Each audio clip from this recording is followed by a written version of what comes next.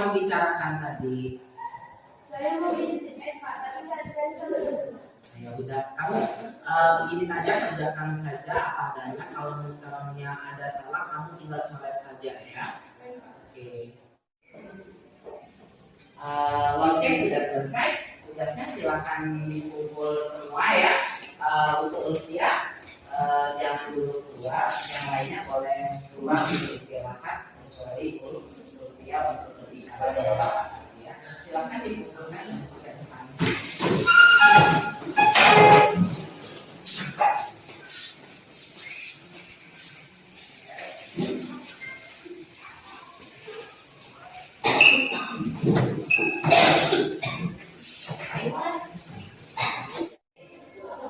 Bagaimana kabarnya hari ini? Ini Bapak menyuruh kamu duduk berbicara dengan Bapak terkait masalah tadi. Kenapa ketika pembelajaran Bapak, kok kamu bisa sampai berbicara kasar seperti itu? Saya tadi mau menjam Pak, tapi teman saya yang meminjamnya sehingga membuat saya bisa. Kenapa sampai segitunya kalau dia berbicara kasar? Emosi saya tidak terkontrol Pak, sehingga mengeluarkan kata-kata kasar. Oh, iya. Semua orang itu pasti punya kesalahan. Bapak juga waktu seumuran kamu pernah melakukan kesalahan ini. Tapi dari masalah ini, Bapak yakin kamu bisa menyelesaikan masalah ini kan? Oke. Kamu tahu kan kesepakatan kelas kita yang mau dibuat oleh teman-teman kamu sekelas?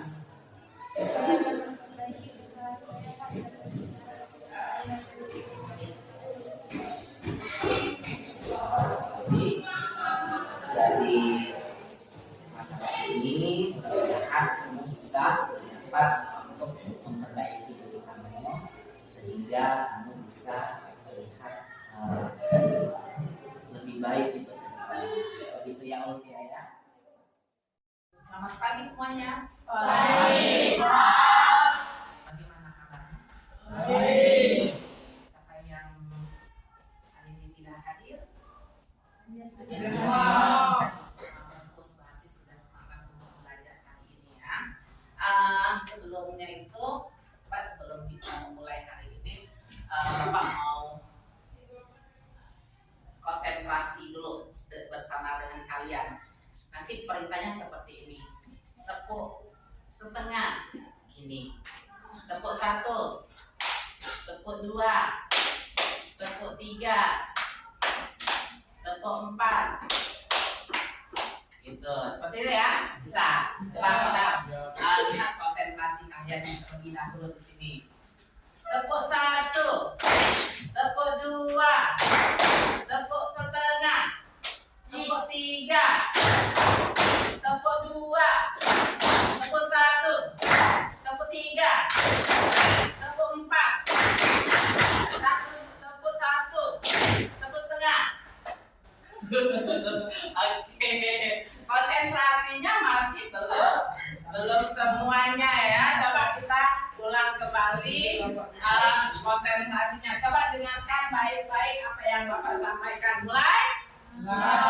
Siap? Siap. Siap dulu. Siap? Siap. Dimulai? Mulai. Oke.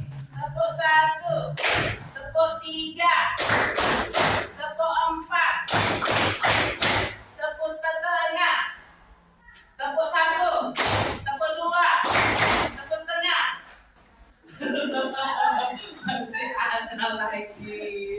Ya masih kurang konsentrasinya. Kita ulang kembali. Siap? Siap. Tepuk 2. Tepuk 1. Tepuk setengah. Tepuk 3. Tepuk 4. Tepuk 2. Tepuk 1. Tepuk setengah. Oke, sip, tepuk tangan dulu. Oke, pada hari ini Bapak mau menyampaikan tentang budaya positif yang ada di sekolah kita, ya. Nah, sekarang Bapak mau tanya dulu, budaya itu apa sih menurut kalian? Menurut kalian budaya itu apa? Pasti pernah mendengar yang namanya budaya. Kira-kira budaya itu apa? Budaya. Ayo, menurut pandangan kalian. Ya, silakan. Ada apa-apa, San?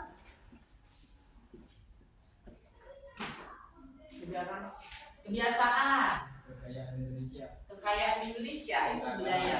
Keberagaman. Nah, itu budaya. Mungkin kalau bisa kita bilang, ya, budaya itu kalau dari bahasa Latinnya adalah budaya, ya. Atau kalau dalam bahasa Inggrisnya itu kultur. Nah, bisa jadi nanti kalau budaya itu bisa kita sebut dengan kebiasaan. Nah, kebiasaan ini mengapa Bapak buat budaya positif? Ya berarti kita mau memunculkan kebiasaan-kebiasaan positif yang ada di sekolah kita. Itu ya untuk budaya positifnya. Nah ini budaya-budaya positif kita sebenarnya sudah banyak sekali berjalan dengan lancar, terutama misalnya kita pagi-pagi kalian sudah piket di luar, ya piket harian gitu ya, piket harian kelas, belum piket yang di dalam kelasnya.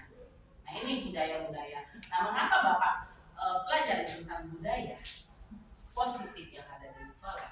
Nah ini harus kita kuatkan lagi atau kita kembangkan lagi budaya-budaya positif kita itu supaya sekolahan kita ini menjadi sekolahan yang memang memiliki budaya-budaya positif seperti itu ya. Nah ini contohnya ambil untuk bagaimana salah satu contoh dari budaya positif ini seperti ini. Kalian bisa menggunakannya apa? Ketemu dengan guru, bisa menggunakan bahasa yang sopan, menyapa dengan sopan, selamat pagi atau memberi salam. Nah itu merupakan contoh budaya-budaya positif yang ada di sekolah kita. Dan atau kalau memang kalian belum melakukannya, kalian coba seperti itu. Nanti kalian coba lagi di hari-hari berikutnya atau kalian lakukan gitu. Jangan ketika ketemu dengan guru atau kalian hanya lewat saja gitu ya. Nah ini tidak menunjukkan bahwa sekolah kita itu tidak melakukan budaya positif. Nah ini, nah nanti ya dari budaya-budaya positif ini, dari budaya-budaya positif ini akan timbul kebaikan atau kebajikan yang telah pernah kita buat seperti itu. Nah ini nanti Bapak minta tolong ke kalian membuat kita akan melakukan keyakinan kelas ya, keyakinan kita akan membuat keyakinan kelas ini yang akan ditunjukkan dari kalian itu apa saja untuk mendapatkan kesepakatan kelasnya. Nah, mengapa di sini Bapak membuat keyakinan kelas, bukan peraturan kelas? Nah, ini kalau peraturan beda dari peraturan dengan keyakinan. Kalau peraturan itu seolah-olah kalian itu harus mengikuti peraturan tersebut, ya. Peraturan itu harus kalian jalankan dengan hati yang tidak tenang atau mungkin kalian melakukannya itu dengan setengah hati, tidak ikhlas. Nah itu tidak ikhlas ya, mungkin kalian melakukannya dengan menggerutu. Nah kalau dengan keyakinan kelas ini itu berasal dari hati kalian, karena yang membuat kesepakatan nanti adalah kalian. Nah, Bapak di sini sebagai pembimbing atau pemimpin pembelajarannya yang akan melihat kesepakatan kelas kita tuh seperti ini, gitu, ya. Bisa dimulai untuk membuat kesepakatan kelasnya. Nah, kesepakatan kelas kita ini ada disiplin, ada religius, ada peduli lingkungan, ada toleransi. Nah, kertasnya tadi sudah Bapak buat, ya. Silakan kalian tulis satu kertas ini satu saja. Nanti kita tempel bersama-sama keyakinan kelasnya. Oke, kita mulai dari sekarang. Sudah siap? Siap. Nah, tulisnya agak besar ya. Keyakinan kelasnya kita tempel, ya. Mulai dari Coba kita ambil dari baris Abi Bustami. Silakan. Deretan Abi Bustami. Silakan ditempel.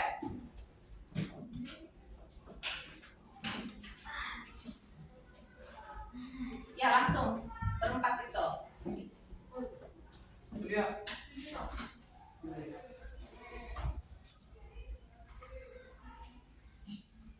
Ada rapi ya.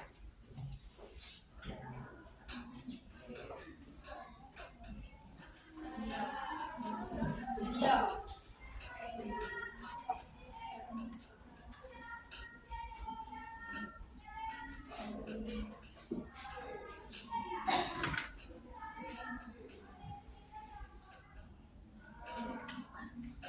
Kalau bisa di bawah judul naruhnya. Di bawah judul. Ya. Apa baca. Apa? Cakap. Ini bisa kita.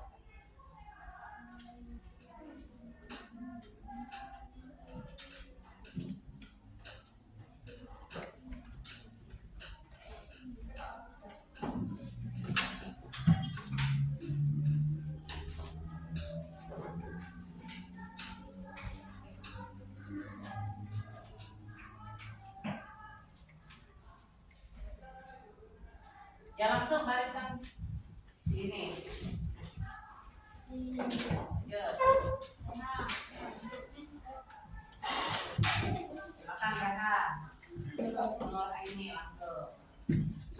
Nempel.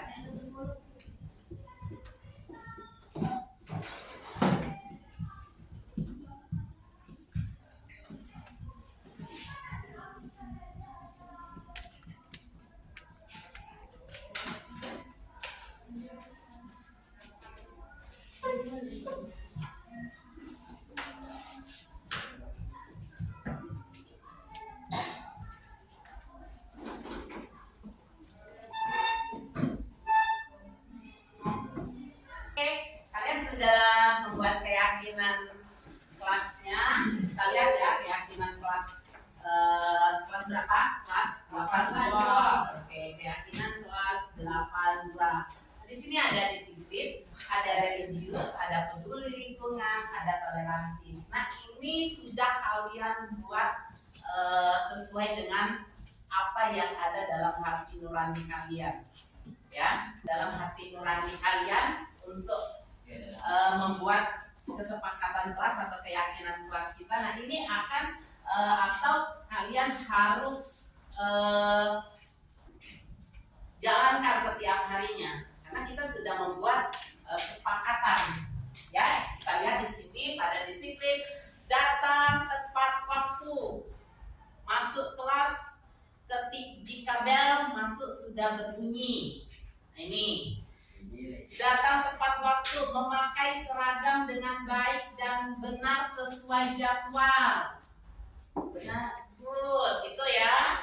Nanti terus tidak terlambat masuk kelas. Terus berpakaian rapi, apalagi di sini. Tidak keluar saat guru mata pelajaran masuk ke kelas, ya, atau tidak masuk ke kelas di sini. Tidak berisik saat di dalam kelas. Terus apa lagi? Disiplin dalam mengerjakan tugas tiket tanpa keterlambatan sedikit pun. Nah, ini kesepakatan kelas kalian ya. Datang tepat waktu, menghormati guru ketika ini bisa masuk di sini. Nah, ini adalah keyakinan kelas bagian disiplinnya. Nah, sekarang kita lihat bagian religius. Yasinan setiap hari. Ya, yasinan setiap hari. Mengikuti sholat berjamaah di musola. Sholat berjamaah kita biasanya hari Senin sampai Kamis.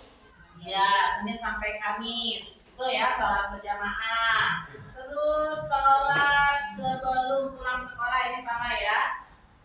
Mengikuti tadarusan. yang kita lakukan dari hari Senin sampai hari Jumat. Hari Jumat yasinan ya. Ini yasinan setiap hari Jumat. Tadarusan dari hari Senin sampai hari Kamis. Tuh. Sekarang kita lihat yang bagian peduli lingkungan. Membuang sampah pada tempatnya. Bergotong royong. Bergotong royong. Jadi bergotong royongnya yang seperti apa? Bergotong royong. Ya, misalnya ada kegiatan, kita bersihkan sama-sama di situ bagian depan kelasnya. Jangan ada sampah, biar gotong royongnya bagian-bagian sampah, bagian tanaman-tanaman yang rimbun itu bergotong royong semua untuk membersihkan atau memangkasnya nantinya itu ya. Terus yang selanjutnya, tidak merusak fasilitas kelas dan membuang sampah pada tempatnya. Tidak merusak fasilitas kelas ya, fasilitas kelasnya. Masih membuang sampah. Piket umum sesuai jadwal dan harinya sesuai jadwal. Apalagi mengikuti Sabtu bersih. Nah, Sabtu bersih ini setelah senam ya, setelah senam kita melakukan Sabtu bersih. Nah, ini yang harus mengikuti. Apalagi melaksanakan piket kelas sama membuang sampah pada tempatnya.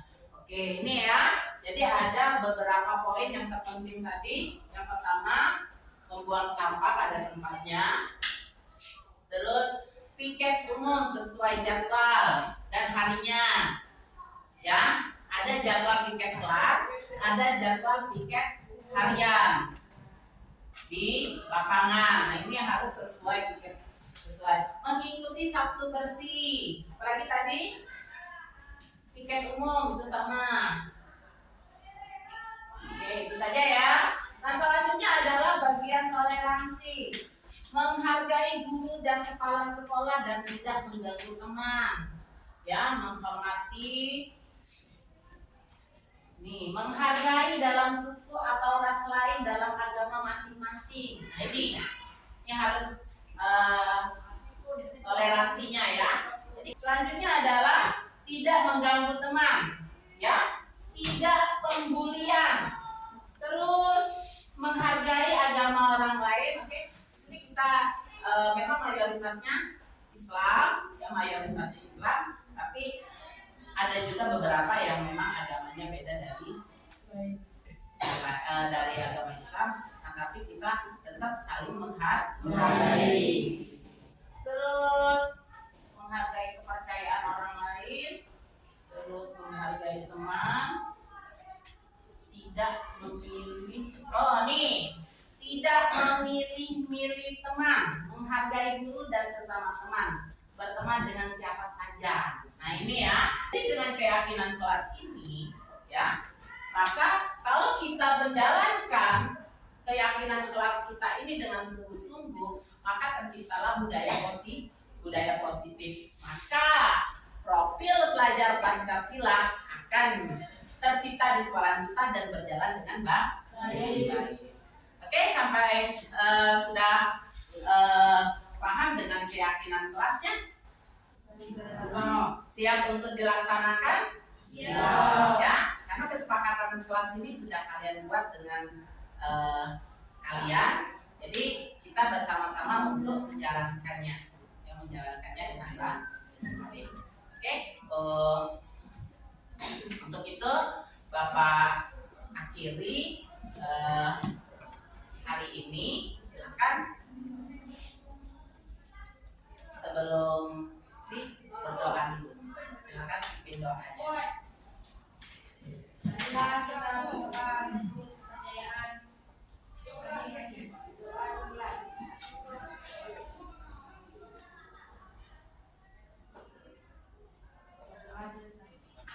Semuanya, maaf hari ini diisi oleh presentasi dari saya tentang budaya positif. Jadi budaya positif yang saya sampaikan di sini adalah tugas aksi nyata saya untuk mengikuti program Kalau Dulu Penggerak angkatan 7. Nah, jadi kalau saya itu perlu yang namanya program aksi nyata untuk disampaikan di LMS tersebut karena itu mau dinilai juga misalnya.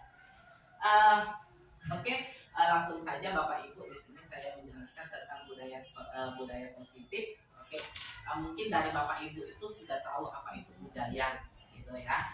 Nah, kalau kita lihat di sini kata budaya itu merupakan bahasa yang berasal dari bahasa Sanskerta atau yaitu budaya yang merupakan bentuk jamak dari budi yang artinya saya belum hafal jadi sambil baca ya. Artinya budi atau akal. Sedangkan dalam bahasa Inggris budaya itu dikenal dengan bahasa namanya culture ya, yang berasal dari bahasa Latin atau colore. Bukan color, mungkin kita lebih enaknya colore aja, yang memiliki arti mengolah atau mengerjakan. Nah, jadi budaya itu merupakan pola atau cara hidup yang terus berkembang oleh sekelompok orang dan diturunkan pada generasi berikutnya. Nah, budaya positif di sekolah itu adalah nilai-nilai, keyakinan dan kebiasaan di sekolah yang berpihak pada murid yang dapat berkembang menjadi pribadi kritis, penuh hormat dan bertanggung jawab. Nah, ini maksud dari budaya positif yang harus kita kembangkan yang ada di sekolah-sekolah kita. Nah, dari paparan William Glasser, nah ini ada beberapa miskonsepsi tentang teori kontrol yang sering kita jumpai di sekolah atau dimanapun. Nah, ini yang pertama, ya kita lihat di sini adalah ilusi guru mengontrol murid. Ya, nah kalau bentuk kontrol guru menjadi kebutuhan dasar yang dipilih murid tersebut. Nah, teori kontrol ini menyatakan bahwa semua perilaku memiliki tujuan, bahkan terhadap perilaku yang tidak disukai. Nah, ini miskonsepsinya dari teori kontrol. Jadi kalau kita punya ilusi guru mengontrol murid itu berarti nanti hasilnya ya perilaku memiliki semua perilaku memiliki tujuan bahkan terhadap perilaku yang tidak disukai. Nah, ini yang tidak disukai. Bahkan yang tidak disukai murid itu kita harus mengontrol walaupun murid itu tidak suka. Nah, ini miskonsepsinya. Yang kedua, ilusi bahwa semua pengaturan positif efektif dan bermanfaat. Nah, itu penguatan positif itu yang kita gunakan, yang kita lakukan itu kita berpikir selalu efektif dan bermanfaat. Nah, kita lihat dulu penjelasannya. Nah, usaha dari ilusi ini berarti ada usaha untuk mempengaruhi murid agar mengulangi sesuatu perilaku tertentu. Nah, kalau pada jangka waktu tertentu, kemungkinan murid akan menyadari untuk menolak bujukan kita, ya, atau menjadi tergantung pada pendapat sang guru untuk berusaha. Nah, ini miskonsepsi yang kedua. Yang ketiga adalah ilusi bahwa kritik dan membuat orang merasa bersalah dapat menguatkan karakter. Nah, ini ya, menggunakan kritik dan merasa bersalah dalam mengontrol murid menuju pada identitas gagal, murid belajar merasa buruk tentang diri. Nah, ini ya, ilusi membuat orang merasa bersalah. Nah, ini sering kita gunakan di sekolah kita atau pada murid-murid kita. Jadi kita nanti bisa mengambil contohnya seperti ini. Kalau membuat orang merasa bersalah seperti ini, ketika kita melakukan restitusi atau melakukan pendekatan ke siswa, sering kita itu salah. Ya, sering salahnya di mana? Kita kadang-kadang apa yang kita sampaikan, oh sudah bagus, belum tentu semuanya bagus, ya. Apakah anak itu sudah bisa menerimanya? Apakah anak itu bisa merubahnya? Belum tentu dengan cara yang ini yang selama ini yang kita gunakan, ya. Bahkan dari sini kadang-kadang murid juga belajar merasa buruk tentang dirinya sendiri. Saya ini buruk. Nah, ini. Jadi restitusi kita itu belum berjalan lancar seperti biasanya, seperti itu ya. Nanti kita jelaskan lagi Bapak Ibu tentang ini. Yang keempat adalah ilusi bahwa orang dewasa memiliki hak untuk memaksa. Nah, ini memaksa. Kita kadang-kadang juga memaksa siswa atau memaksa murid untuk apa yang kita inginkan, ya. banyak orang dewasa yang percaya bahwa mereka memiliki tanggung jawab untuk membuat murid-murid berbuat hal tertentu. Nah, pada saat itu pula orang dewasa akan menyadari bahwa perilaku memaksa tidak akan efektif, ya, untuk jangka waktu yang panjang, dan sebuah hubungan permusuhan akan terbentuk. Nah, inilah yang terjadi, ya. Murid akan merasa benci sama kita, malah timbul musuh.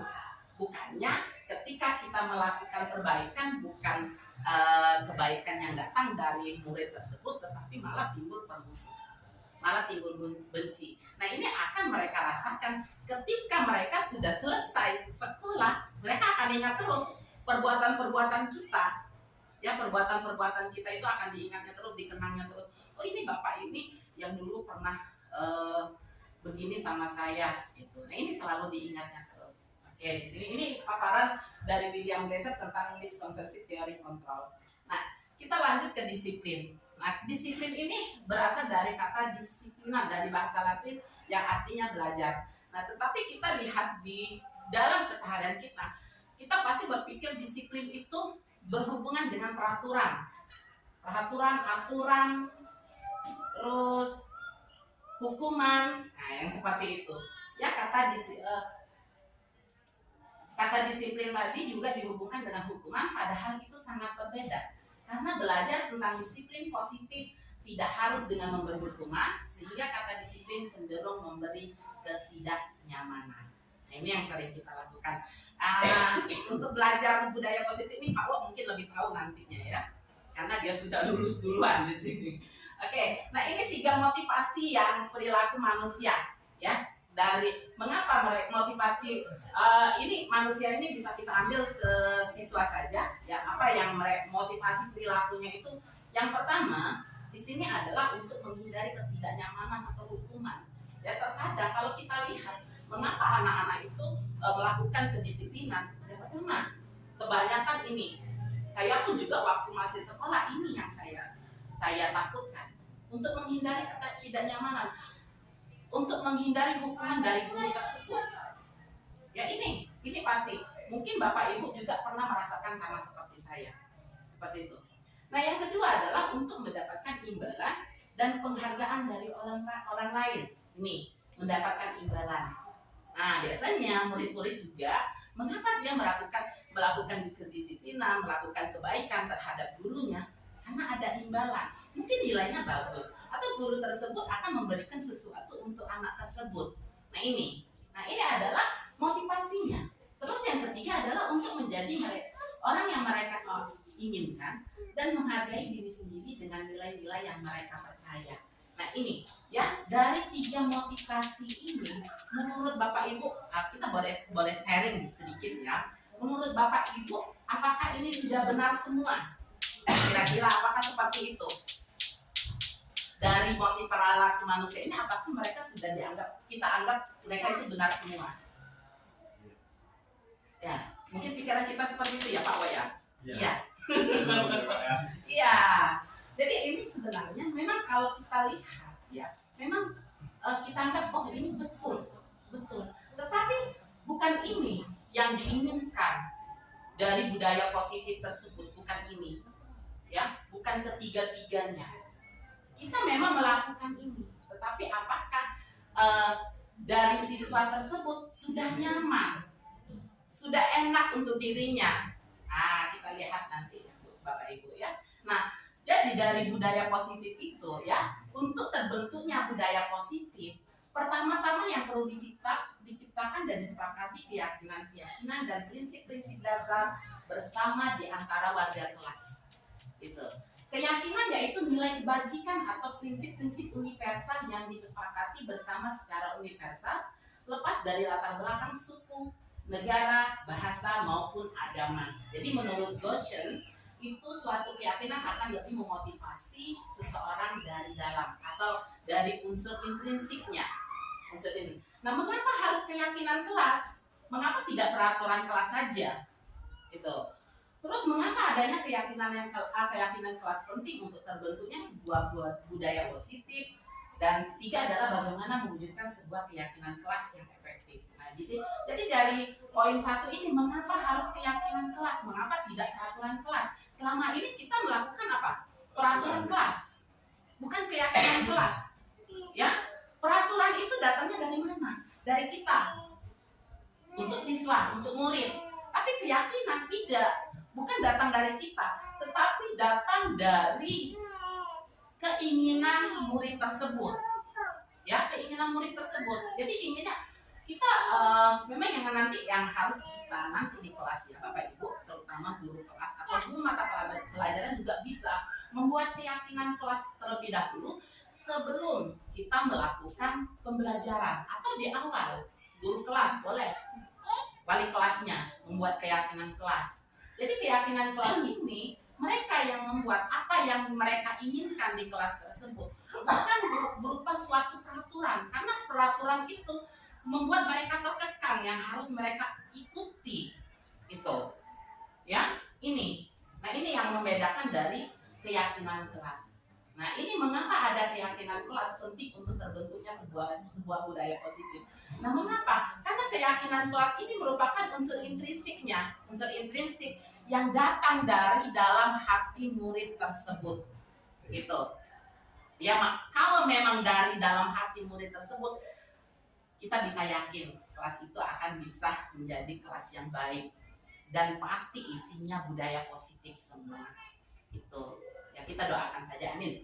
Nah, bagaimana mewujudkan sebuah keyakinan kelas yang efektif? Ya, keyakinan kelas yang efektif bisa nanti kita lihat dari bagaimana suatu proses keyakinan itu kita jalankan. Itu menurut saya ya, kalau mewujudkan. Mungkin kalau Pak Wok bisa ada masukan bagaimana mewujudkan sebuah keyakinan kelas yang efektifnya gitu. Karena ini sudah seniornya gitu ya. Gimana kira-kira Pak Wok? Kalau menurut saya Pak Ilan ya, yang pertama kunci keyakinan kelas itu adalah Iya. Sebuah keyakinan yang berasal dari murid. Iya. Bukan peraturan. Kalau peraturan itu kan berasal dari kita. Iya. Keinginan kita yang memaksa mereka sehingga itu tidak menghasilkan sesuatu yang keluar dari dalam dirinya, Iya. tetapi berupa motivasi eksternal, entah Iya. itu takut dihukum atau keinginan mendapatkan imbalan, ya kan? Iya. Nah, ini juga sebenarnya kemarin ada beberapa kelas yang sudah kita coba terapkan.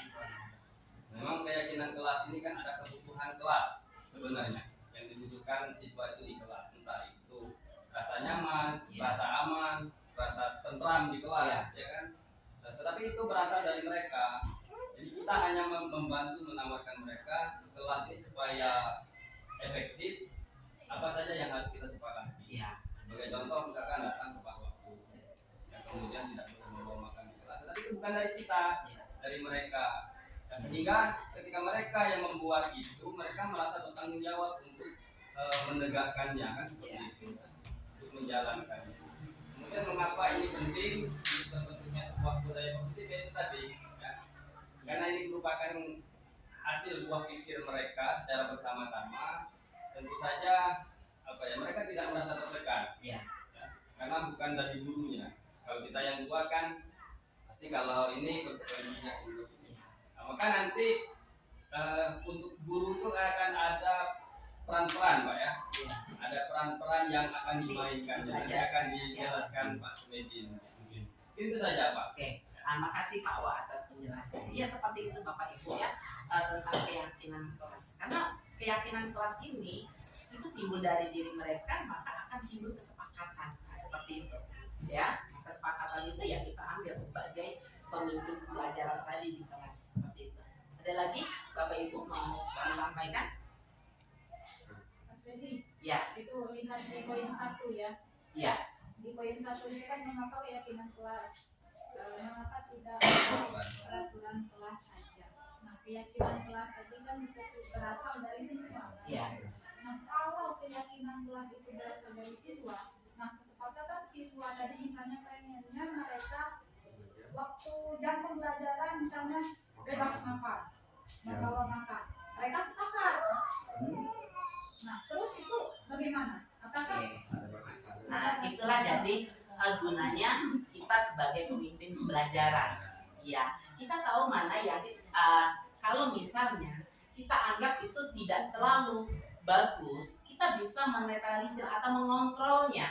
Kita bisa mengontrol apakah bagus kita dengan memberi pertanyaan atau memberi jawab, apakah bagus makan sepuasnya di dalam kelas. Bagaimana dengan ini? Mungkin dari pembicaraan kita mereka bisa berubah cara pola pikirnya. Seperti itu. Kita sebagai pemimpin bukan hanya menerima saja. Kita memimpin itu mengontrol juga, ya. Masa yang buruk aja kita harus terima? Oh iya, buruk kita terima, enggak. Gitu. Nah, inilah enaknya. Makanya saya sebagai ini masih calon guru penggerak, makanya mengajak Bapak Ibu itu untuk ikut pelatihan guru penggerak. Dari pelatihan ini Bapak Ibu akan banyak sekali manfaatnya. Baru satu modul saja manfaatnya itu sungguh luar biasa yang kita dapatkan, apalagi sampai modul ketiga seperti itu. Jadi apa yang kita lakukan selama ini kita itu pasti merasa benar, tapi tidak. Menurut apa yang filosofi dari Ki Hajar Dewantara itu, apa yang kita sampaikan banyak salahnya. Itu. Makanya kita akan belajar tentang filosofi KHD, kita belajar tentang visi yang akan kita buat, dan yang di modul 1 ini terakhir adalah keyakinan kelas ini, restitusi yang akan kita lakukan. Oke, saya lanjut Bapak Ibu ya. Bagaimana? Mungkin tambahan pertanyaan itu ya. Iya. Jadi karena ini diserahkan kepada siswa ya, tidak berarti semua yang disepakati siswa itu akan otomatis menjadi keyakinan kelas. Karena kembali lagi keyakinan tadi adalah kebajikan universal. Ya kan? Tetap penentunya kembali lagi ke Maka kita harus batasi. Yang disebut keyakinan tadi kan adalah keyakinan kebajikan universal. Ya, keyakinan nilai-nilai yang baik yang dianggap semuanya baik. Nah, kalau makan di dalam kelas itu kan otomatis sudah di luar kebajikan universal. Konotasinya sudah bukan sebuah kebajikan, bukan sebuah kebaikan kalau kita makan di dalam kelas. Otomatis itu tidak akan masuk ke dalam opsi-opsi keyakinan kelas. Kalau siswa secara universal mengatakan itu universal itu kebajikan bukan hanya di dalam kelas, Makan di dia lepas dari agama, lepas dari suku. Artinya seperti ini. Contoh kejujuran. Ya, dimanapun kejujuran itu konotasinya pasti baik, ya kan? Itu yang diterima, akan diterima menjadi keyakinan kelas, karena dia merupakan kebajikan universal. Nah, kalau makan di kelas mungkin di tempat lain itu baik, iya kan? Tetapi ada di beberapa tempat itu tidak baik. Itu tidak disebut dengan kebajikan universal. Maka ada namanya etika, moral, ada yang namanya etiket. Kalau moral itu bersifat universal, kita sebut kebajikan universal. Kalau etiket itu dia hanya lokal sifatnya. Di tempat ini baik, tempat ini belum tentu baik. Nah, kalau dia sifatnya etiket tidak bisa kita masukkan ke dalam keyakinan kelas. Ya. Kita melihat Nah budaya. itu, maka di situ tadi betul dari kata Pak Medi. Nah itu kita bisa memilih mana yang bisa dimasukkan ke keyakinan kelas, yang bisa diterima semua. Itu yang disebut keyakinan kelas. semua Iya. Semua, bukan cuma semua kelas, tetapi di kelas lain juga sebenarnya kalau kita kasih ini tetap diterima begitu. Kalau makan di kelas lain misalkan di kelas 71 diterima, di kelas lain kan belum tentu. Itu berarti bukan kebajikan Nah, universal. kalau misalnya dari kelas 1 sampai 91, menerima hal iya itu. menerima hal itu. Di tempat lain kira-kira. Harus ke- Kan universal itu kan luas.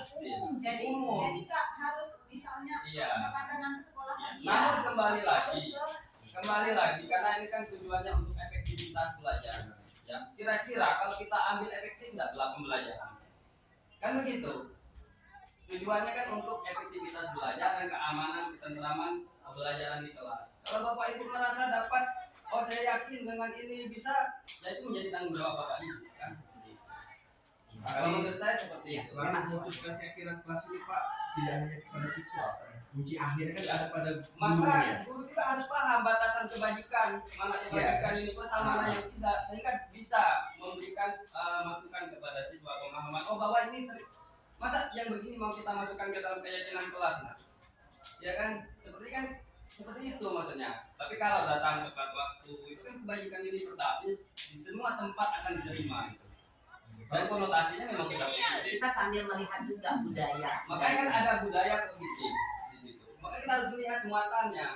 Apakah muatan yang kita masukkan ini negatif atau positif? Kalau dia negatif, otomatis tidak akan menjadi budaya positif.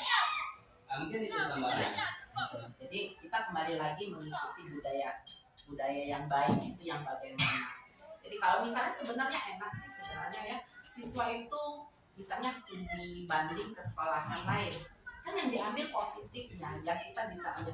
Atau misalnya ada budaya yang belum mau dimasukkan ke sekolahan kita, nah, kita lihat dulu apakah bisa kita terapkan atau tidak. Nah makanya kita itu sebagai guru tadi mengontrolnya. Kita harus tahu mana yang baik, mana yang buruknya, atau mana yang cocok atau tidak cocok, atau yang belum cocok diterapkan atau belum bisa diterapkan di sekolah kita, atau yang sudah bisa diterapkan kita terapkan. Ambil posisi sisi positifnya saja seperti itu.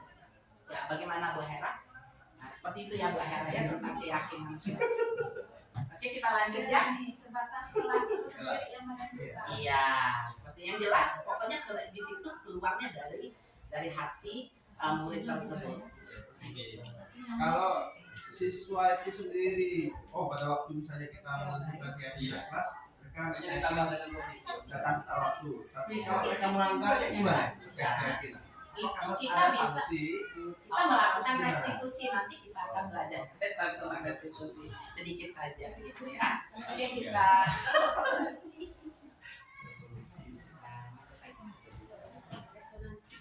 Resonansi.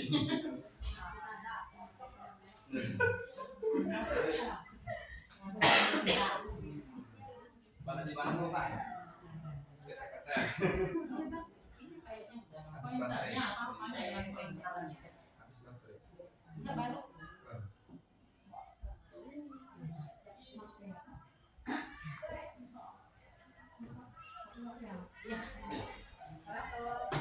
Ya. Nah, ini pembentukan keyakinan kelas ya. Pembentukan keyakinan kelas itu bersifat lebih abstrak daripada peraturan yang lebih rinci dan konkret. Keyakinan kelas berupa pernyataan-pernyataan universal. Pernyataan keyakinan kelas senantiasa dibuat dalam bentuk positif nih, positif ya. Kita harus tahu nih, positif Bapak Ibu ya. Nah, keyakinan kelas hendaknya tidak terlalu banyak, ya. Keyakinan kelas hendaknya tidak terlalu banyak sehingga mudah diingat dan dipahami oleh semua warga kelas. Keyakinan kelas sebaiknya suatu yang dapat diterapkan di lingkungan tersebut. Nah, semua warga kelas hendaknya ikut berkontribusi dalam pembuatan keyakinan kelas lewat kegiatan curah pendapat dan bersedia meninjau kembali keyakinan kelas dari waktu ke waktu. Itu ya tadi tentang keyakinan kelasnya. Nah, dari sini kita lihat ada beberapa 5 kebutuhan dasar manusia ya. Nah, yang biasa diperlukan oleh manusia baik murid kita juga semua. Yang pertama adalah kebutuhan untuk bertahan hidup ya. Cinta dan kasih sayang, penguasaan, kebutuhan pengakuan dan kemampuan, kebebasan, kebutuhan akan pilihan, dan kesenangan, kebutuhan akan rasa senang. Nah, ini 5 kebutuhan dasar dari manusia. Ya, saya yakin juga Bapak Ibu semuanya perlu dengan yang 5 ini, semuanya. Ya, kebutuhan bertahan hidup, cinta dan kasih sayang, kita perlu juga cinta dan kasih sayang. Nah, ini yang harus kita penuhi sebagai guru atau pemimpin pembelajaran yang kita berikan kepada murid-murid kita nantinya. Seperti ini ya. Oke, lanjut Pak. Nah, ini ada 5 posisi kontrol kita sebagai guru, ya, 5 posisi kontrol kita. Nah, ini yang tadi sudah dijelaskan, disampaikan oleh Pak Wo ya. Posisi kontrol kita ini ada sebagai penghukum, ya, sebagai penghukum. Terus ada yang kedua membuat orang merasa bersalah sebagai teman, monitor, manajer. Nah, saya bertanya kepada Bapak Ibu, mungkin yang menurut Bapak Ibu di sini yang paling bagus itu, yang paling enak itu yang mana? Masuk semua. Masuk semua. Kalau Pak Cindra gimana itu? Mungkin satu saja. Yang mungkin Pak Cindra merasa bagus atau memang yang sering dilakukan oleh Pak Cindra, penghukum gitu. Kalau Bu Hera, Bu Hera bagaimana Bu Hera? Saya itu Semua. penghukum iya, Dominan ya? iya, Dominan yang mana dominan? iya, memantau juga. Kalau Bu Aspa yang Iya, memang kita selama ini banyak selalu yang melakukan itu penghukum dan membuat rasa bersalah. Gitu. Ini yang sering kita lakukan. Iya, saya juga selama ini selalu melakukan ini. Padahal yang bagus, iya, kita harus sebagai manajer. Monitor ini bagus, ya, tetapi yang lebih bagus itu adalah sebagai manajer. Nah ini kalau kita sebagai manajer, anak itu akan tahu rasa bersalahnya. Mereka bisa melakukan tanggung jawabnya dengan benar dan juga murid tersebut tidak merasa tersisihkan atau dijauhkan dari kelompoknya.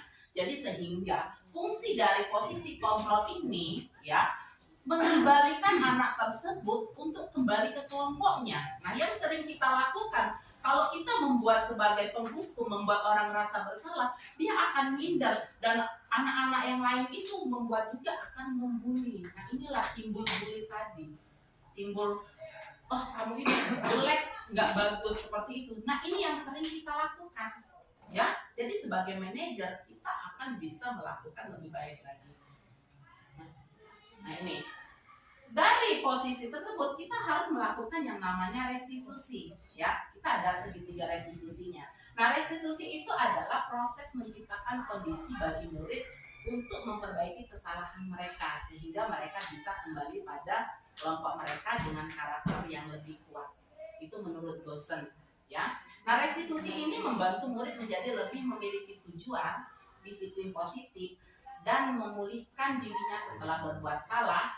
Penekanannya bukanlah pada bagaimana berperilaku untuk menyenangkan orang lain atau menghindari ketidaknyamanan, namun tujuannya adalah menjadi orang-orang yang menghargai nilai-nilai kebajikan yang mereka percayai. Nah, ini yang kita harus secara tidak sadar, ya, kita dulu pernah melakukan restitusi, ya, restitusi. Pembelajaran tentang restitusi ini saya baru rasakan ketika mengikuti CGP. Padahal restitusi itu sudah kita lakukan sebelumnya. Restitusi itu sudah ada. Cuma restitusi itu sudah berjalan baik atau tidak, ya. Bahkan kita pernah melakukan saya pernah membuat di LMS itu pertanyaan tapi tidak dijawab oleh karena tidak dibaca mungkin, ya. Restitusi yang gagal. Restitusi yang gagal itu. Saya pernah menulis di situ suatu pertanyaan restitusi yang gagal itu ketika kita melakukan kepada siswa untuk perbaikan dirinya, ternyata orang tuanya tidak mendukung bahwa anaknya itu tetap memilih bahwa anaknya itu bagus. Akhirnya ya tidak berjalan restitusinya. Nah, inilah saya sebut restitusi yang gagal di situ. Bagaimana? Tapi tidak dijawab itu. Waktunya langsung habis banyak, ya. Instrukturnya itu banyak menjelaskan ini sehingga pertanyaan itu sedikit sekali yang dia tuangkan. Gitu. Nah, ini yang tentang restitusi. Jadi restitusi itu boleh Pak lanjut Pak ada. Nah, restitusi bukan untuk menebus kesalahan, namun untuk belajar dari kesalahan. Restitusi memperbaiki hubungan, ya. Restitusi adalah tawaran, bukan paksaan. Gitu. Makanya seperti kita kemarin pernah melakukan restitusi ke siswa tentang di mana di video itu, ya, ada video. Nah, ini harus kita memberikan tawaran dulu karena itu maunya bagaimana? Dia maunya kan boleh saya panggil orang tuanya. Nah, itu harus kita terima. Oh, berarti dia mintanya biar kita lebih percaya berarti orang tuanya. Jadi kalau misalnya orang tuanya bilang, oh iya anak saya ini, berarti dia yang salah. Nah, ini harus kita terima tawarannya dulu. Maunya dia apa sih? Nah, ini maksudnya itu tawaran ini bukan hanya kesalahan dia, kamu mau apa? Mau masuk, bukan seperti itu yang kita maksud, ya. Nah, ini kita memberikan tawaran, ya, bukan paksaan, gitu. Nah, ini setelah melakukan kesalahan ini, apa yang harus kamu lakukan, gitu. Ya, restitusi menuntut untuk melihat dari dalam diri. Restitusi untuk mencari kebutuhan dasar yang mendasari tindakan. Restitusi diri adalah cara yang lebih baik. Restitusi berfokus pada karakter, bukan tindakan. Restitusi itu menguatkan. Restitusi itu fokus pada solusi. Jadi solusinya itu apa di situ? Restitusi mengembalikan murid yang bersalah kembali kepada kelompoknya. Nah, ini yang penting, ya. Muridnya bersalah, tetapi dia harus kembali kepada kelompoknya. Kalau dia masih dikucilkan dalam kelompoknya, kita restitusinya belum bisa dikatakan dengan lancar. Itu. Ini harus yang terpenting. Oke. Nah, inilah yang bisa saya sampaikan. Mungkin dari Bapak Ibu ada yang mau ditanyakan atau sharing untuk budaya positif di sekolah kita. Silakan Bapak Ibu. Atau Bu Mas sebagai kepala sekolah, silakan. Atau mau memberikan masukan atau apa gitu. Iya, secerca harapan Mungkin secerca harapan. Silakan Bu. Baiklah, terima kasih Pak Medi. Ini juga yang dikatakan oleh Kepala Dinas bahwa kita ini guru-guru yang hebat, guru-guru yang sangat pintar, sehingga prestasi kita untuk Bangka Belitung ini sangat tinggi. Hanya terkendala hasil dari didikan kita. Itu yang disebutkan gurunya pintar, kok anaknya anjlok. Mungkin salah dalam memberi budaya positif inilah, mungkin Pak, mungkin. Tapi kita juga menyadari bahwa kita selama ini bagaimana kita harus ke depannya bagaimana, makanya guru penggerak memang sangat bermanfaat ya Pak ya. Terus segala yang sekarang ini untuk kemajuan guru, silakan Bapak Ibu ikutilah program CGP, calon guru penggerak. Masalah berhasil tidak berhasil itu coba dan coba lagi. Apalagi kita sudah punya di terpilih ini, kita berbangga. Hanya kita yang ada guru penggerak. Jadi saya mau menangis lah kalau Bapak Ibu berhasil, ya Allah. Bersyukur. Bersyukurlah kalau Bapak Ibu dengan kepala sekolah yang dikatakan yang sangat minim sekali gurunya tapi berhasil. Artinya saya sebagai manajer berhasil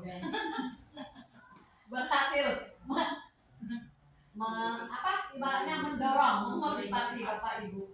Dan ini memang baik untuk pembelajaran. Kita sebagai pemimpin pembelajaran terapkan hal-hal yang budaya positif tadi. Dan kita juga wajib mengcap atau memberikan kepada anak-anak kita bahwa ini baik, ini tidak baik secara universal kata Pak Wong tadi. Mungkin budaya positif itu pasti diterima oleh yang luar juga karena bersifat universal, bukan hanya kata etiket saja kan, tapi yang kita perlukan etika moralnya, baik buruknya. Kita sebagai manajer pasti insya Allah pemimpin pembelajaran tahu sebagai guru tahu mana baik mana buruk. Hanya kita saja yang tidak menekankan terlalu kepada anak-anak didik kita. Insya Allah nanti setelah ini kita akan bersama-sama menerapkan budaya positif di sekolah kita. Walaupun sekolah kita kecil, walaupun sekolah kita yang dengan murid yang lumayan sedikit lah istilahnya, tapi kita harus menjadi sekolah yang besar namanya di dunia maya dan dunia nasional. Maksudnya kita mempunyai nama lah istilahnya, tidak bisa diremehkan orang lain. Insya Allah. Itu mungkin Pak. Itu secerca harapan. Ya, terima kasih Bu Pat. Ada lagi ya Ibu Juli silakan. Terima kasih buat Pak Medi ya. Dari ini ada pencerahan sedikit bagi saya terkhusus karena selama ini saya juga membuat siswa itu adik tertekan Pak. Nah, salah satunya juga saya kan sebagai pembina juga. Tadi saya sudah sampaikan pertama kali masuk di kelas 72. Mereka itu tadi kan tidak membersihkan kelasnya. Rupanya ada masalahnya. Jadi saya langsung saja mensekap mereka, langsung membuat kesalahan mereka. Jadi mereka terdiam, apalagi yang anaknya itu memang dia itu pendiam, dua-dua itu satu bangku pendiam. Rupanya tidak ada sapunya. Memang saya tidak jarang, ya mungkin saya jarang menghukum siswa ini, hanya memberi nasihat saja. Jadi kalau menghukum itu sih saya menghukum jarang ya, tapi saya memang tadi menekan, membuat ancaman gitu bisa. Jadi saya dari pencerahan untuk penjelasan hari ini, saya sudah berarti saya salah di sininya. Tidak membuat peraturan yang langsung peraturan. Jadi harus membuat ini tadi keyakinan ya. Ini mungkin karena kita meyakinkan karena kita belum ada mungkin membuat keyakinan di setiap kelas. Mudah-mudahan kedepannya setiap kelas itu ada ya keyakinan untuk khusus sekelas pribadi itu berbeda-beda dari kelas lain. Oke, dan itu saja yang bisa saya sampaikan. Terima kasih Pak Dedi untuk pembicaraan hari ini. Mudah-mudahan bisa kita jalankan ke depannya untuk anak-anak kita yang luar biasa. Ya, amin. Pokoknya sukses. Ya, ya di SMP kita itu tercipta budaya positif yang sangat luar biasa nantinya, Bapak Ibu ya. Jadi ada lagi Bapak Ibu? Belum saya. Oke, silakan. Mungkin saya mau share juga lah dengan kawan-kawan yang sudah dari dulu Memang tujuan kita gabung share. di CGP dan saya juga sudah mencoba berkali-kali dan nyangkut ya. Kemarin CPP yang saya ikuti, CGP-nya lewat juga. Mudah-mudahan ke depannya Bu Mar mungkin bisa membanggakan Bu Kepala Sekolah buat manajer kan. Amin. Mungkin saya juga istilahnya merefleksi diri lah ya. Makanya tadi saya pas ditanya saya termasuk guru yang mana, sebenarnya 5-5-nya ada pada diri saya. Menurut saya mungkin saya lebih dominan itu suka maksa dengan siswa. Karena saya itu jujur saja, mungkin Bapak Ibu guru yang lain pasti ngerasa. Karena memang budaya anak-anak kita ini memang cenderung mau dipaksa. Iya. Ya, saya mungkin mundur ke belakang karena budaya mereka ini low motivation, yang motivasinya rendah. Kemudian mereka sepertinya nggak ada tujuan. Jadi sepertinya mengambang. Jadi mau tidak mau ketika kita walaupun bukan kesepakatan, tapi karena budaya positif itu mungkin tapi datangnya dari kita selaku guru, bukan dari mereka yang menyadari bahwa oh ini yang baik ya. Nah, mungkin kedepannya mungkin nanti bisa kita kembangnya mereka dulu yang memahami budaya positifnya. Ya, jadi mungkin saya minta ya sedikit saran lah, artinya ketika apa-apa yang positif itu sendiri anak-anak itu masih agak sulit untuk keyakinan yang positif masih sulit diwujudkan, ataukah mungkin karena sumbernya kita sebagai manajer di kelas kita yang menentukan budaya positifnya, atau anak-anak itu memang belum menyadari. Nah jadi kira-kira mungkin kawan-kawan yang sudah tergabung di CGP sendiri ada tidak ibaratnya tuh poin-poin cara-caranya apa tadi yang institusi yang sudah saya baca tadi ya, yang memang bisa menguatkan karakter mereka menuju budaya positif itu sendiri. Mungkin kalau sayanya masih ngambangnya di sana, karena kalau nggak dipaksa saja kabur gitu kan. Kalau tidak dipaksa gitu, nggak usah jauh, seperti sholat saja. Kita sudah tahu betul. Oke, itu tadi terlepas dari agama. Tapi yang kalau yang muslim mau tak mau karena budaya positif kita adalah sholat berjamaah. Kalau Ibu Rita tentu saja fokusnya di sana, nggak mungkin beliau nak bicara cari ini. Mohon maaf, kalau yang laki-laki nggak mungkin tidak sholat kan, kecuali dia memang sakit. Kalau yang perempuan nanti saya sampaikan ke beliau. Saya sudah mencatat beberapa siswa yang nyaris tidak pernah sholat. Nah, jadi maksud saya itu penguatan karakter itu sendirinya. Adakah step-step yang efektif menuju budaya positif? Mungkin itu saja yang saya masih minta pencerahan gitu. Terima kasih.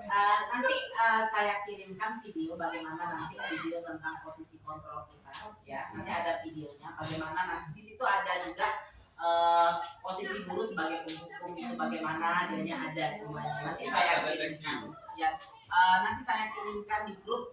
Mudah-mudahan malam ini saya buka, saya download dulu nanti saya kirimkan ke grup. Oke, nah itu bisa jadi pembelajaran kita semua untuk di sekolahan kita bagaimana nanti sebagai poin.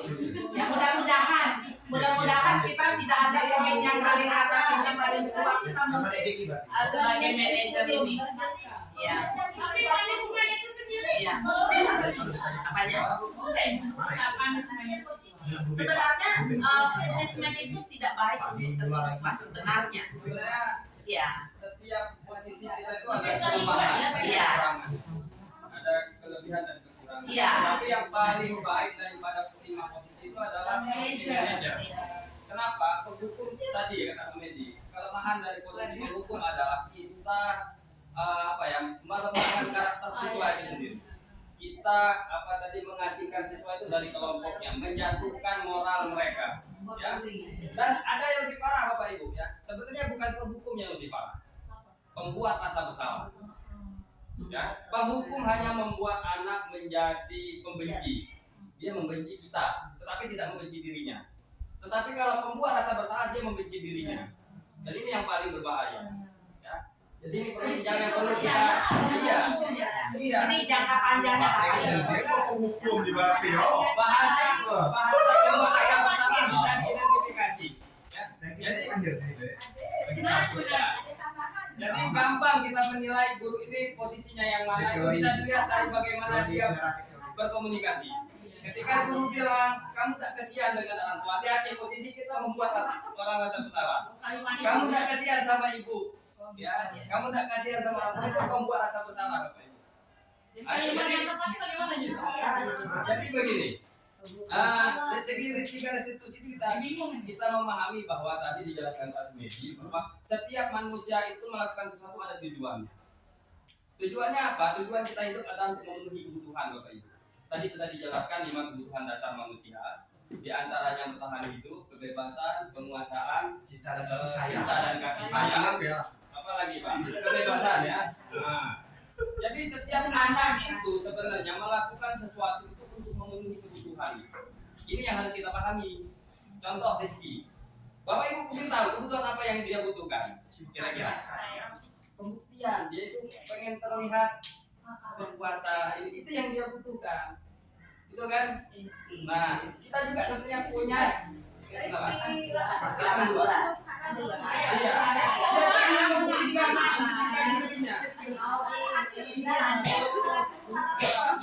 setiap anak itu sebenarnya melakukan penyimpangan perilaku karena ingin apa yang ingin memenuhi kebutuhannya. Jadi segitiga restitusi itu kita mendiagnosa itu sehingga kita bisa memberikan Apa yang perilaku Kalau Ferdi, Nah, Perli sudah masuk kepada apa Pak, motivasi intrinsik. Benar. Kita punya siswa yang apa ya? Kalau kita sudah sampai modul 2 ke atas, dia sudah menjadi student agency. Ya, sudah memiliki kepemimpinan siswa. Sekalipun dia meninggalkan istilah kewajibannya. Kewajiban seperti apa? Proses. Terutama di proses pembelajaran sering diabaikan sama dia. Proses pembelajaran. Keseimbangannya kurang. Dia memang belum semua. Nah, Berarti ada kebutuhan yang mungkin dia Nanti kebutuhannya itu di apa misalkan? Bisa? Kebebasan. Kebebasan, kebutuhan akan pilihan. Ya, Kita larinya ke kontrol tadi mungkin Bu Hera mengingat. Bisa juga dia masuk ke sini. ya, dari segi restitusi Nyusul. harus ada ruang pertemuan, Pak ya. Anak Ya. mun Ferli ya, lah tahu kan bina istilah sekarang nih, bu kan kue kan, ada sama kita Kebutuhan kasih sayang itu. ya, Tapi ini minimal untuk kalau ada pantauan guru, siswa ini sudah memiliki motivasi intrinsik di dalam proses pembelajaran. Mungkin di dalam pembelajaran itu mungkin ada kekurangan kan, seperti itu. Tapi untuk siswa saya rasa apa ya, kepemimpinan siswanya sudah mulai muncul. Iya, di luar pemikirannya muncul. Kepemimpinan ini bukan diartikan bahwa dia ini bisa memimpin kawan-kawan, itu bukan seperti itu maksudnya. Tetapi inisiatif di dalam melakukan pembelajaran itu maksudnya. Ya, sebagai contoh, dia tidak disuruh tetapi mampu melakukan ini dengan kesadaran dia sendiri. Contoh misalkan dia buat poster untuk disampaikan ke kawan-kawan kadang-kadang tanpa kita suruh. Nah, ini sebenarnya sudah muncul inisiatif. Itu salah satu indikator bahwa siswa itu sudah memiliki motivasi yang keluar dari dalam dirinya ya untuk apa ya, melakukan proses pembelajarannya. Dan dia yang menemukan solusi-solusi atas problem-problem pembelajarannya. Bukan dari kita. Kita selama ini kan ketika ada siswa yang bermasalah, kita yang memberikan apa ya, kayak seperti solusinya. Kita yang memberikan. Akhirnya anak itu ya tetap saja itu bukan solusi yang dia mau. dengan solusi dari anak. Iya, dia yang harus mencari, Pak. Ya. Berarti problem solvingnya mereka yang mencari ya. Mereka, karena kita hanya mengarahkan. Misalkan mereka melakukan ini, kira-kira bagaimana kamu memperbaikinya? Berarti intinya sekalipun dia merosot dalam segi pembelajaran, dicari saya. Kan Ya. Oke, maka perlu yang namanya komunikasi. Kalau yang itu mungkin Ya kita bisa melakukan restitusi Restitusi tadi. itu pertemuan pribadi. Misalnya dengan Terli, sehingga ada komunikasi di sini. Maka ketika restitusi itu bukan solusi, yang paling banyak itu pertanyaan. Ya. Kita hanya menggali informasi dari dia, mengarahkan dia untuk menemukan solusi atas permasalahan. Sebagai contoh misalkan Terli, apa yang membuat dia misalkan merosot tadi kan? Sementara di kegiatan lain mungkin dia lebih optimal kan, tapi di beberapa mata pelajaran mungkin merosot, ya kan? Nah itu yang perlu dicari. Artinya harus ada ruang komunikasi. mungkin kalau untuk family atau Rizky itu sebenarnya nyaris sempurna itu ya. Ibaratnya artinya mereka punya kemauan. Iya. Yang menjadi masalah itu sejenis hara itu kan, huru hara itu psikologi. Iya. Itu cuma saya selaku wali kelas heart to heart sudah, heart to heart ya, dari hati ke hati. Arah ini maksudnya Arah sudah nggak bisa menentukan fokusnya. Kalau Mas Rindu ini datang dari Senin ke Sabtu. rapat dan Fokus arahnya. Ya, itu kebebasan, Pak. Yang bisa menentukan situasi, kondisi. Ah. Pada saat orang tahu Pulangan. pulangan, tadi memang posisinya sama jadi dari awal. Berarti Nah itu kebebasan. loh yang jadi PR kita sebagai tenaga pendidik loh. Kalau yang nyaris sempurna tidak masalah. Oke Bapak Ibu, karena waktunya sudah ada, kita nanti komunikasikan lagi tentang ini. Kayaknya budaya positif ini kayaknya perlu juga untuk dijelaskan kembali. Nanti kita bisa, kita bisa lagi. Jadi kita ambil ke kesimpulan saja. Jadi budaya positif ini ya seperti inilah. Mudah-mudahan nanti budaya positif yang kita dapatkan hari ini kita bisa menjalankan bersama-sama di sekolahan kita.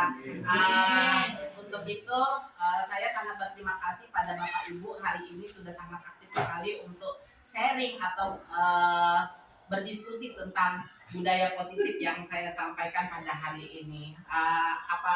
Jika ada yang salah, saya mohon maaf. Terima kasih untuk semuanya.